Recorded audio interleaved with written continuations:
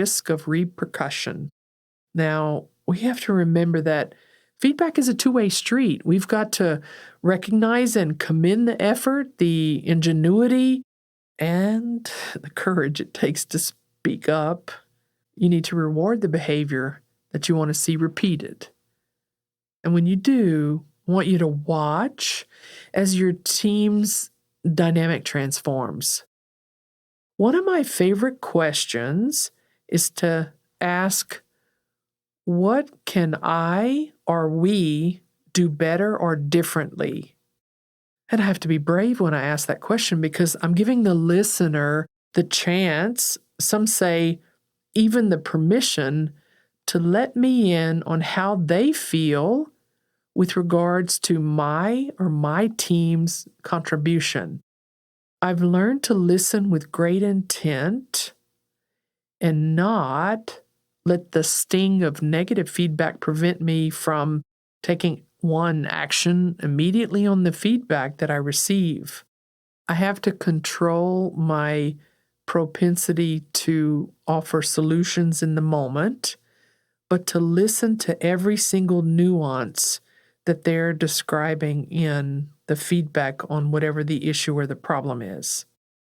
As we wrap up, I want you to reflect on this. What will be your first step to foster this culture of feedback? How are you going to ensure that it's not just another item on the agenda, but actually the cornerstone of your leadership? Thank you for joining me on this episode today, for investing in these moments with me.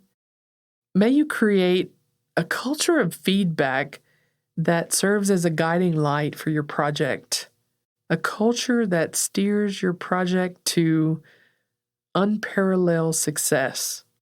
Until our paths cross again, continue to lead with purpose and forge a legacy of positive change.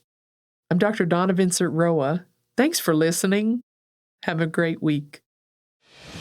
Thank you for tuning in to Chief of Party to Chief of Party, Success in Your First 90 Days, your go-to source for insightful, actionable guidance that can shape the success of your project.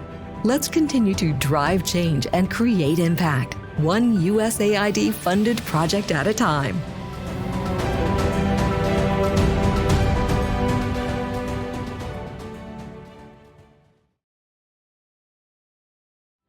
Welcome to Chief of Party to Chief of Party, Success in Your First 90 Days.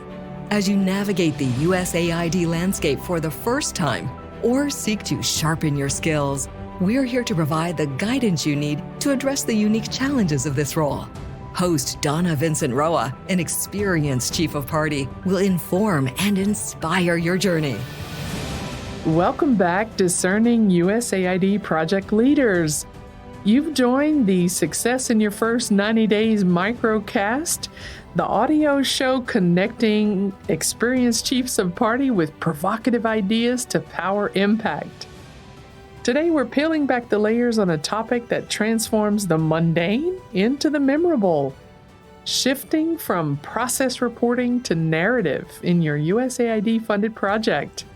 You know the scene well. Reports stacked on your desk, data points clouding the horizon. But let me ask you, what's the story behind those figures? As chiefs of party, our role isn't just to oversee projects, but to breathe life into those projects.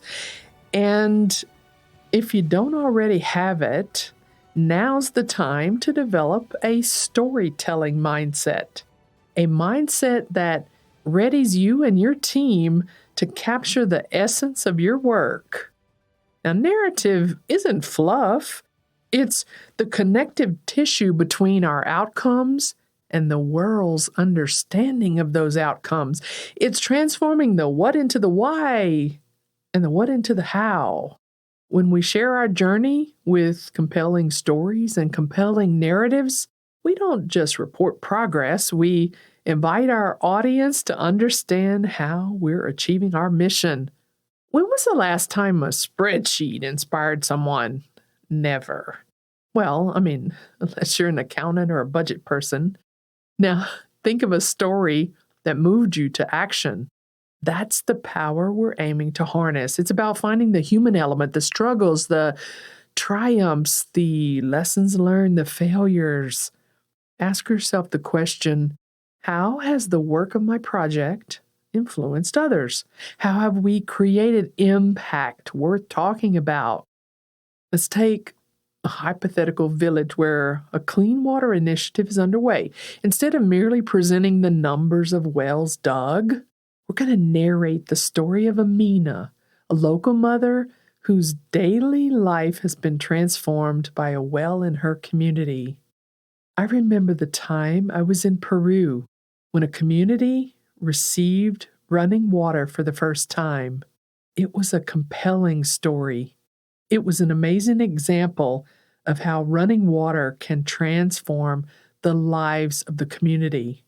It's a case where the ripple effect of having running water can have on children's improved health, on a community's newfound ability to cultivate a family garden.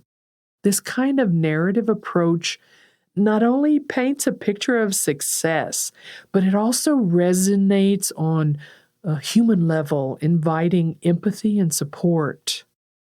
Now, you might be wondering how to pivot from the tried and true path of process reporting to the nuanced art of storytelling. Now, as I mentioned in a previous episode, don't underestimate the value of having writers on your project.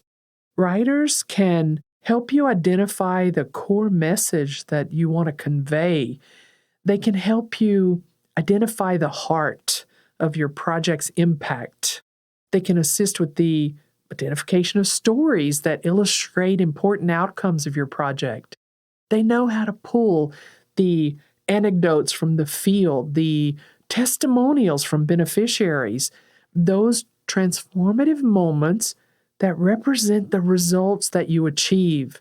Remember that storytelling it's a skill, much like leadership. It requires intention, practice, and, certainly a dash of creativity. Encourage your entire team, no matter their position, to think like storytellers. It would be good for you to host workshops or share examples or celebrate narratives that move you, ones that truly capture the spirit of a project's work.